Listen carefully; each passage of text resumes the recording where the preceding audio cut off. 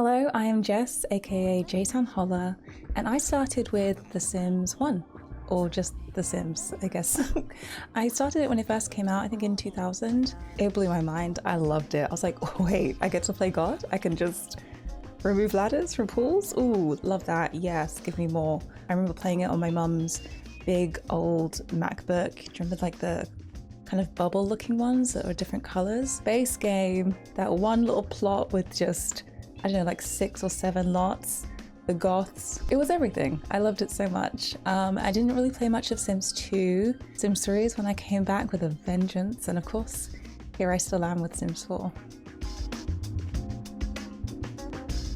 Honestly, the power definitely did it for me. It just looks like so much fun, and these little lives you can control and all the fun interactions. The woohoo was scandalous at the time. Oh, gag. You mean what?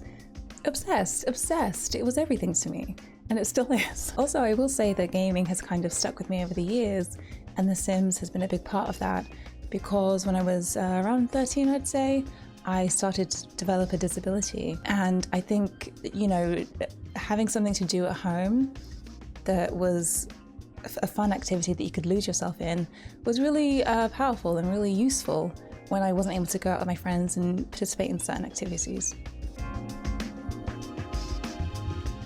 Just because I have the biggest passion for it. It's one game that has, as I said, stuck with me for like, what, 20 years? Longer?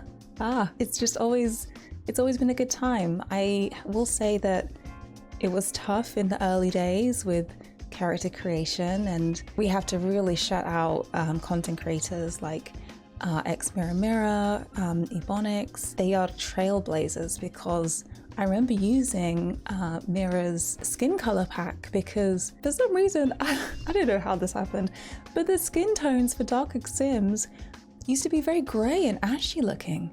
And I was like, who is this? This isn't an alien. What's going on? No one looks like this. Or at least I didn't look like this.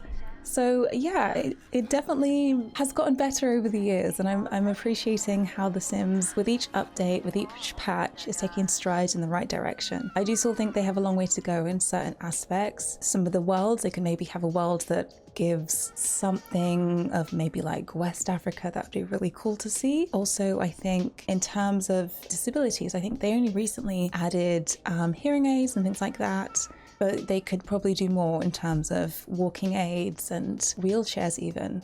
Not that I use these myself, but I'm a part of a community as a disabled woman that, you know, would like to see everyone see themselves as much as I'm now seeing myself.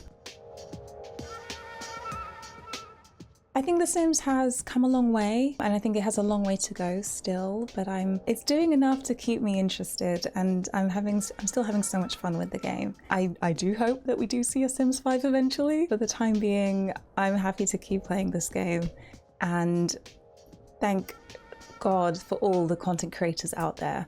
Without that, I will say this game would not be playable for me. I love making my Sims look a certain way, and just the skins, the hair, the attire, there's so much out there that just really makes me so happy. And then the mods, of course, they just add like an extra level of mess that I really enjoy. So yeah, I hope The Sims will take some strides to better represent Black women. I think we're an important part of the Sims community. You know, I think there's still even issues in the community that need to be worked on in terms of anti-Blackness. You know, there's room for everyone. So I do hope that people learn to be a lot more supportive and kind, because people say a lot on Twitter and they can't fight. So like, what's going on?